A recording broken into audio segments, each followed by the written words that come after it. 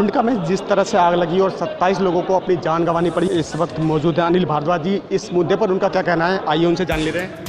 जिस तरह से 27 लोगों को अपनी जान गंवानी पड़ी मुंडका में एक फैक्ट्री में आग लगने से, क्या लगता है आपको, जिम्मेदारी किसकी बनती है? बहुत दुखद और दुर्भाग्यपूर्ण घटना है। हम दिल्ली कांग्रेस विनम्र श्रद्धांजलि अर्पित करती है उन परिवारों को जिनके परिजन चले गए हैं, उनको संवेदना प्रकट करती है, और जो घायल हैं उनके प्रति हम प्रभु से प्रार्थना करते हैं कि जल्दी से जल्दी वो स्वस्थ हों। लेकिन लापरवाही तो यहाँ हुई है। हमारा एक डेलीगेशन आज सुबह 9 बजे से और दोपहर तक वहाँ था, और जो लोगों से बात जानकारी में आई है कि लगभग 1 घंटे से ज़्यादा समय का विलम्ब तो हुआ वहाँ फायर ब्रिगेड की गाड़ियाँ पहुँचने में। और जो प्रशासनिक अमला होता है वो तो चाहे वो डीसी हों, एसडीएम हों, या उनके सबऑर्डिनेट नीचे उनके काम करने वाले लोग, जो इन सब चीज़ों के लिए जिनके व्यवस्था करना है, मदद करना लोगों की बनता है, वो बहुत लेट तक भी वहाँ नहीं आए। और हम समझते हैं कि ये लापरवाही नहीं, बहुत बड़ी लापरवाही थी। और जो बिल्डिंग की जो फायर सेफ्टी मानक हैं उनसे भी पूरी तरह कहीं ना कहीं समझौता हुआ है, इसमें नज़र ऐसा आता है।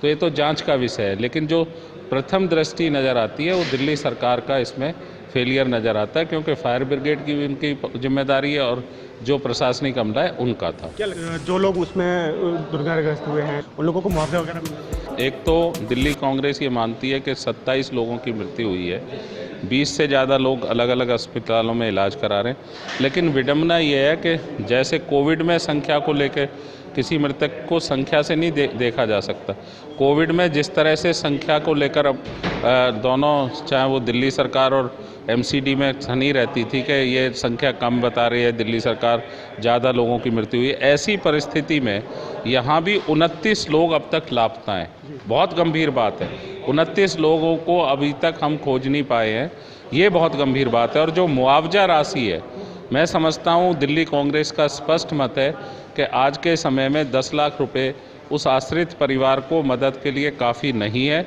जिसने अपना कमाने वाला परिजन खोया है। तो हमारा ये मानना है कि कम से कम ये राशि बढ़ के 25 लाख रुपए मृतकों के परिजनों को मिलना चाहिए। कहीं ना कहीं उनके दर्द और पीड़ा में कहीं ना कहीं मरहम का काम करे।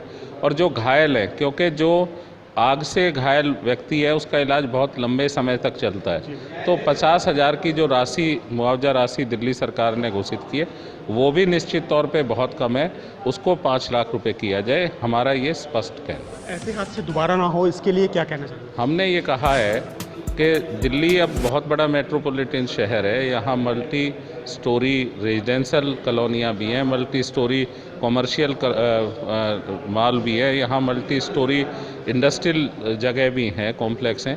तो कम से कम जो फायर लैडर सिस्टम है, जिस सिस्टम के तहत आपकी बिल्डिंग के साथ 1 या 2 एग्ज़िट और होते हैं जगह के अनुसार, जिससे लोग निकल के बाहर निकल सकें, वो लगना चाहिए अब दिल्ली में। और इसके लिए सरकार को काम करना चाहिए। सरकार जनहित के मुद्दों पे ध्यान ही नहीं दे रही है। जो परेशानियां दिल्ली के लोगों को आ रही है उसमें ये भी एक बहुत बड़ी परेशानी है। और फायर के जो स्टैंडर्ड्स हैं, जो मानक हैं, उनका भी पालन नहीं हो रहा है। उनको सर्टिफाइड कर दिया जाता है, लेकिन एक्चुअल स्थिति ये है कि वहाँ वो जो होना चाहिए अपरेटस वो नहीं होते हैं। तो इन पर काम करने की ज़रूरत है और सरकार को संवेदनशील होने की ज़रूरत है, जो वो नज़र नहीं आ रहा। ये हमारा कांग्रेस का मानना है। मेरे साथ इस वक्त मौजूद है यहाँ पर नरेश कुमार जी। 3:45 बजे के आसपास फायर ब्रिगेड के जो टोल नंबर है उसके ऊपर सूचना दे दी गई और 5:15 बजे के बाद फायर ब्रिगेड की गाड़ी आई, जबकि मैं तो वहीं का रहने वाला हूँ। करीब 3-3.5 किलोमीटर पे टिकरी बॉर्डर और कंजावला के फायर स्टेशन है, वहाँ से गाड़ियाँ आ सकती थी, परंतु कहीं ना कहीं सरकार की तरफ से चूक रही है और सरकार का कोई भी अधिकारी रात तक वहाँ नहीं पहुँचा।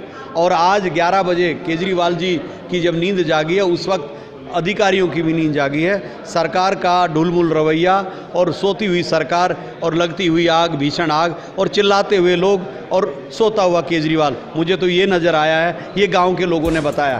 फायर ब्रिगेड अपनी नाकामी नहीं छुपा सकती। पहली बात आती है कॉल जब उनको गई तो वो कॉल क्यों नहीं पहुंचे। अगर वो कॉल समय पर वो पहुंचे होते तो जान माल की रक्षा हो सकती थी और लोगों को मरने से बचाया जा सकता था, क्योंकि ग्राम सुधार समिति के युवाओं ने रेस्क्यू करके करीब सैकड़ों लोगों को बचाया 1 घंटे तक। और फायर ब्रिगेड तब पहुंची है कि जब भीषण आग हो चुकी थी, तब आग बुझाने का दौर चला, रेस्क्यू करने का तो ऑप्शन खत्म ही हो गया था। क्या मुआवजा वगैरह देना चाहिए दिल्ली सरकार को? दिल्ली सरकार को निश्चित तौर पे मुआवजा देना चाहिए और 25 लाख रुपए प्रति मृतक को देना चाहिए, और जो कि उन्होंने 10 लाख किया है, और जो घायल लोग हुए हैं उनको 50,000 दिया, उनको 5 लाख देना चाहिए। इतना ही नहीं, जिन ग्राम सुधार समिति के युवाओं ने रेस्क्यू करके लोगों को बचाया है उनको पुरस्कृत करना चाहिए और 1 लाख रुपया प्रति युवा देना चाहिए। बहुत ही दुखद और दुर्भाग्यपूर्ण दुर्घटना मुंडका क्षेत्र के एक फैक्ट्री के अंदर अग्निकांड की हुई, और उस अग्निकांड में लगभग हमारी जानकारी के अनुसार, आपके माध्यम से मिली हुई जानकारी के अनुसार 27 लोगों की जान अभी तक चली गई।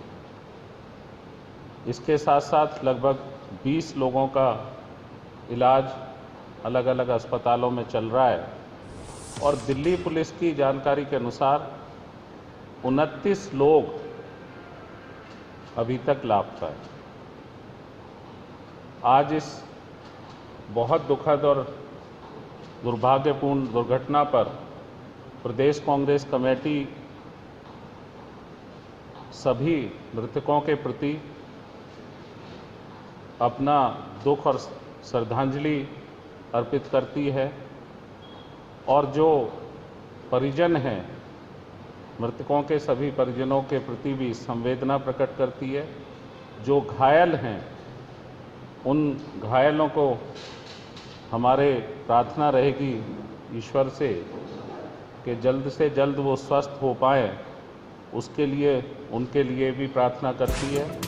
और जो बात निकल कर आ रही है वो ये है कि बड़ी विडंबना है कि जहां फायर ब्रिगेड को इतनी बड़ी दुर्घटना में पहुंचने के लिए और बाकी प्रशासन को, मैं समझता हूं कि जानकारी के अनुसार बहुत विलंब हुआ।